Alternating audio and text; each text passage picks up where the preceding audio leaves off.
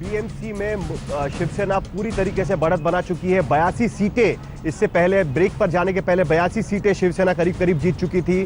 वहीं बीजेपी ने भी 50 का आंकड़ा पार कर लिया है। शिवसेना फिलहाल 85 सीटों पर, 85 सीटों पर शिवसेना बढ़त बनाए हुए हैं। बीजेपी 53 सीटों पर, कांग्रेस 20 सीटों पर सिमट गई है, जबकि एमएनएस 10 सीटों पर है। हमारे साथ पहली प्रतिक्रिया आएगी शिवसेना की तरफ से। शिवसेना के सांसद संजय राउत आज तक के साथ जुड़े हुए हैं। राउत साहब, आज तक से बात करने के लिए सबसे पहले बहुत बहुत शुक्रिया। आपके लिए काफी खुशी का माहौल है, काफी कड़वी लड़ाई आपने भारतीय जनता पार्टी के साथ लड़ी और आखिरकार जो रिजल्ट हम देख रहे हैं, 85 सीटें शिवसेना के लिए आज की तारीख में, अब तक का जो रुझान है उसके मुताबिक क्या कहना है आपका? नहीं, ये तो होना ही था और भी रिजल्ट आएंगे और हमें पूरा विश्वास है कि शिवसेना शतक पार कर लेगी और अपने ताकत पे बीएमसी में सत्ता बनाएगी। इसीलिए तो ये अलायंस हमने तोड़ा था। और आपको विश्वास होगा कि हमने जब भारतीय जनता पार्टी को 60 सीटें देने की जो ऑफर की थी वो कितनी सही थी, कि जो हमने कहा था कि आप 60 तक लड़िए और अलायंस मत तोड़िए, और आज यही फिगर है भारतीय जनता पार्टी के साथ। तो हमारी ऑफर ठीक थी, गठबंधन हमने नहीं तोड़ा था, हमने शुरुआत अच्छी की थी। लेकिन और आज भी और 1 घंटे में आपको पूरे रिजल्ट आ जाएंगे संजय जी।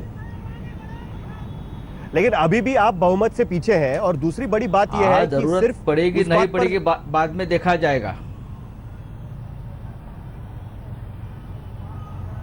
29 सीटें दूर हैं, जरूरत तो पड़ेगी ही सर। हेलो, तो क्या एक बार फिर से बीजेपी के साथ आपका गठबंधन होगा संजय जी? नहीं, 19 मदद लेंगे आप बीजेपी की? नहीं, पूरे रिजल्ट आने दो। मैं मानता हूं पूरे रिजल्ट आने दो, बाद में बात करेंगे। हम बात करेंगे किसी की जरूरत पड़ती है या नहीं पड़ती है। मुझे लगता है नहीं पड़ेगी। और भी लोग हैं मदद करने वाले, अगर जरूरत पड़ी तो चिंता मत करिए। नहीं, लेकिन आज की तारीख में जो दिख रहा है उससे यह नजर आता है कि शिवसेना ने केवल मुंबई पर कंसंट्रेशन किया था। ठाणे और मुंबई में शिवसेना ने बहुत अच्छा प्रदर्शन किया है, लेकिन बाकी 8 महानगर पालिका में हम देखें तो भारतीय जनता पार्टी का प्रदर्शन काफी अच्छा है। नासिक में वो सत्ता के पास पहुंच रहे हैं, नागपुर में सत्ता के पास पहुंच रहे हैं, सोलापुर में उनका प्रदर्शन अच्छा है, पुणे में वो सत्ता के पास पहुंच रहे हैं, पिंपरी चिंचवड़ में पहली बार हम देख रहे हैं कि भारतीय जनता पार्टी अपना अच्छा प्रदर्शन कर रही है। तो मुंबई छोड़कर बाकी जगहों पर भारतीय जनता पार्टी का प्रदर्शन काफी अच्छा दिखाई दे रहा है। संजय जी, ये स्थिति बहुत अच्छी है, ऐसा आप मानते हैं क्या? नहीं, ये आपकी बात सही है कि हमने मुंबई, ठाणे और नासिक में ज़्यादा कंसंट्रेशन किया है, ये बात सही है। नागपुर हमेशा भारतीय जनता पार्टी के साथ रहा है। नागपुर, पुणे भी हमेशा कांग्रेस के पास रहा है, एनसीपी के पास रहा है। इस बार हमारा वहाँ तो ज़्यादा कुछ नहीं था। पिंपरी चिंचवड़ भी एनसीपी के साथ रहा है, तो नुकसान वहाँ अगर हो गया है तो एनसीपी और कांग्रेस को हुआ है। शिवसेना के पास जो भी महानगर पालिका, जो भी ताकत थी, हमारी ताकत बढ़ गई है। नहीं, लेकिन ये माना जा रहा था कि ये पूरी तरीके से फिक्स्ड मैच है। पहले से ही पता चल रहा था कि आप किसी को पूरा बहुमत शायद नहीं मिल पाएगा। अभी की जो स्थिति बनी हुई है, कुल मिलाकर यही लग रहा है कि 85 तक शिवसेना पहुंची है, 95 तक शिवसेना ज्यादा से ज्यादा पहुंच पाएगी। उसके बाद किसी की मदद की जरूरत पड़ेगी, दोबारा आपको भारतीय जनता पार्टी के पास जाना पड़ेगा। अब तक जो कैंपेन रहा, जो कड़वाहट रही बीजेपी के साथ में, क्या वो एक साथ पूरी तरीके से खत्म हो गई संजय जी?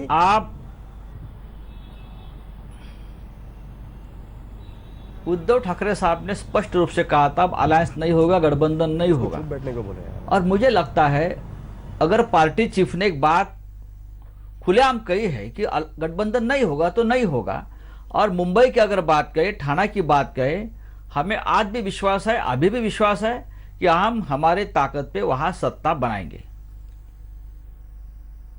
का मतलब संभालेंगे आप। पूरी 114 या आपका फिगर क्या हो सकता है? क्या उम्मीद कर रहे हैं आप? मुझे लगता है हम पहले से हमारी ये बात रही है कि हम शतक पूरा कर देंगे, हमारी सेंचुरी हो जाएगी, 100 के ऊपर हम जाएंगे। नहीं, अभी फिर तो इसका रोहित, तो इसका मतलब यह है कि पूरा बहुमत आप उम्मीद कर रहे हैं कि 114 तक आप पहुंचेंगे, यानी पूरा बहुमत आपको लगता है कि मिल जाएगा। हम अगर आगे की बात करें तो चुनाव मैदान में आने के वक्त आपने ये कहा था कि हम नोटिस पीरियड पर सरकार को जी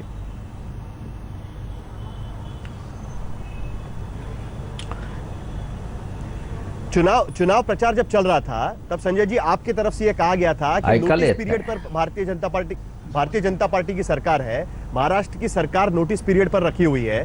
क्या अभी भी नोटिस पीरियड पर है महाराष्ट्र की सरकार? क्या अभी भी आप सोचेंगे, क्योंकि अभी आप मुंबई में तो आपको लगता है कि आपके बहुमत पर सरकार आ जाएगी, अपने बलबूते आप बना लेंगे, क्या आपको लगता है कि महाराष्ट्र सरकार का नोटिस पीरियड अभी भी चल रहा है? अभी भी आप सोच रहे हैं कि भारतीय जनता पार्टी की सरकार से समर्थन आप खींच लेंगे?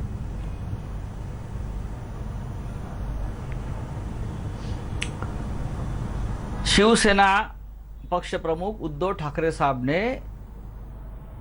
ये कहा था, ये बात सही है, और हमने भी कहा था कि जब 26 जनवरी को गठबंधन तोड़ने की घोषणा की थी महाराष्ट्र में, अब भारतीय जनता पार्टी के साथ गठबंधन नहीं होगा, न बनेगा, न सत्ता में रहेंगे। ये बात अगर हमारे पार्टी चीफ ने कही है, उसका मतलब स्पष्ट है कि 23 तारीख के निर्णय आने के बाद जो नोटिस पीरियड हमने दिया था, सरकार नोटिस पीरियड पे है, आप देखते रहिए क्या होता है। मतलब आप अभी भी कह रहे हैं कि सरकार नोटिस पीरियड पर है, आप अभी भी सरकार का समर्थन खींच सकते हैं, ये आप कह रहे हैं संजय राउत जी?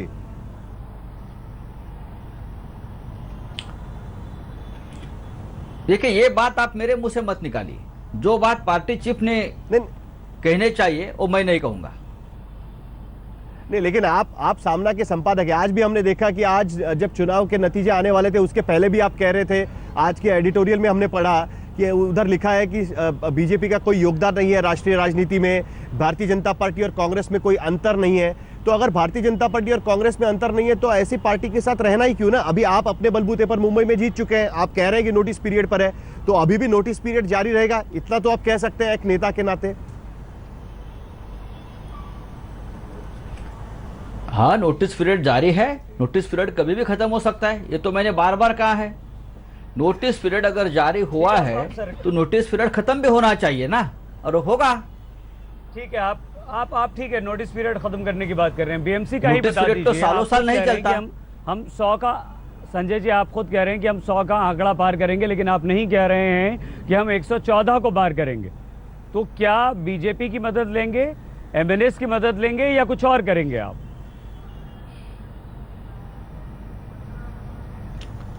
किसी भी हालत में मुंबई में शिवसेना का मेयर होगा, इतना मैं अभी पूरे विश्वास के साथ कहता हूं। जब हमारे पास 74 नगर सेवक कॉर्पोरेटर थे तब भी शिवसेना का मेयर बना था। आज तो हम 100 का आंकड़ा पार कर रहे हैं, तो हमारे लिए आसान है। संजय जी किससे करेंगे? वो तो ठीक है, 75 में भी आपका मेयर कोई है। भी ये नहीं चाहेगा। संजय जी 75 में भी आपका मेयर है, 85 में तो आपका मेयर होगा ही होगा, 100 में भी आपका मेयर होगा। लेकिन किसके साथ समर्थन किससे लेंगे? गठबंधन किससे होगा? किसके साथ मिलकर आप बीएमसी पर फिर से एक बार रहेंगे? देखिए, ये जो बात होती है, ये बात अगर हम 100 के ऊपर जाते हैं तो गठबंधन नहीं होता है, समर्थन होता है। समर्थन देने वाले किसका समर्थन? शिवसेना किससे के समर्थन लेंगे? हितचिंतक बहुत है इस मुंबई में और महाराष्ट्र में, बहुत है। इंडिपेंडेंट है और भी है, छोटी छोटी पार्टियां, सब चाहते हैं कि मुंबई में शिवसेना का राज रहे। संजय जी आप ये कह रहे हैं कि बीजेपी से आप बिल्कुल सब चाहते हैं कि मुंबई में सिर्फ शिवसेना का ही राज होना चाहिए। नहीं, लेकिन आप ये कह रहे हैं कि बीजेपी की हम मदद नहीं लेंगे, हमें बीजेपी की जरूरत नहीं है।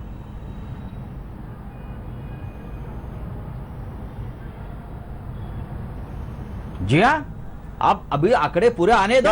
जब तक पूरे आंकड़े नहीं आते तब आप कैसे मेरे मुंह से आप निकाल सकते हैं? ठीक है, लेकिन आपके बातचीत से ऐसा अभी लग रहा है लगभग 100 सीटों के रिजल्ट आने बाकी है लगभग। आप ये कह रहे हैं कि नहीं, छोटे देखिए, दल हैं बहुत सारे। अभी जो आंकड़े संजय राउत जी, अभी आप अगर स्क्रीन पर देख सकते हैं तो आज तक के स्क्रीन पर आप देखिए, शिवसेना को 86 सीटें मिल चुकी है, यानी 90 सीटों तक शिवसेना करीब करीब पहुंच गई है। बीजेपी 53 सीटों पर सिमट गई है, यानी 60 का आंकड़ा मुश्किल से भारतीय जनता पार्टी छू सकती है। कांग्रेस 20, एनसीपी 6 और एमएनएस 10 सीटों पर, यानी कुल मिलाकर अगर आपको अगर भारतीय जनता शिवसेना को अपना मेयर बनाना है तो वो एमएनएस और अन्य की मदद से भी बना सकते हैं। आपको भारतीय जनता पार्टी की जरूरत नहीं है। क्यों नहीं आप कहते हैं कि भाई भारतीय जनता पार्टी के अलावा भी हम कोशिश करेंगे कि अगर कोई और पार्टियां हमारे साथ आए? क्या ये आप कहना चाहते हैं आज की तारीख में?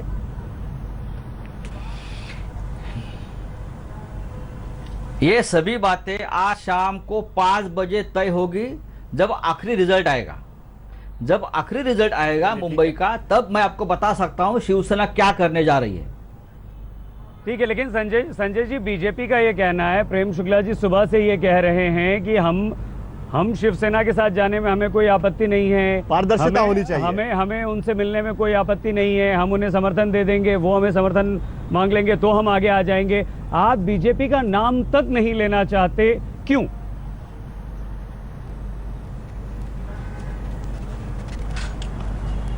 देखिए, हमारे एक अलग पार्टी है, किसी का नाम लेना है नहीं लेना है, क्यों लेना है, हम राजनीतिक दल है, हमें मालूम है किसका नाम नहीं लेना है और किसको नकारना है। ये हमारी एक सोच है, हमारी भूमिका है, पार्टी की लाइन है। जो पार्टी की लाइन हमने आज तय की है, क्या करना है क्या नहीं करना है, वो आप सब हम मीडिया के सामने अभी उस वक्त नहीं बता सकता हूँ। मैंने आपको कहा कि जब आखिरी रिजल्ट आ जाएगा 5 बजे शिवसेना की जो भूमिका है लोगों के सामने आ जाएगी। लेकिन आपत्ति तो बता दीजिए, अगर बीजेपी आगे बढ़कर कहती है कि भाई हम आपको दे देंगे जो बाकी सीटें हैं, हम आपका समर्थन कर देंगे, तो क्या आप शिवसेना बीजेपी का समर्थन लेगी? क्या शिवसेना बीजेपी का समर्थन लेगी? आज इस वक्त मैं कुछ नहीं कह सकता हूं आपको। मैं आज, चलिए ठीक है, मैं आज अभी भी इतना ही कहता हूं कि शिवसेना अपनी ताकत पे सरकार मुंबई की बनाएगी। बीजेपी के बिना मुंबई में शिवसेना का मेयर होगा, मुंबई में शिवसेना का भगवा लहराएगा, शिवसेना का होगा, मैं इतना कहता हूं।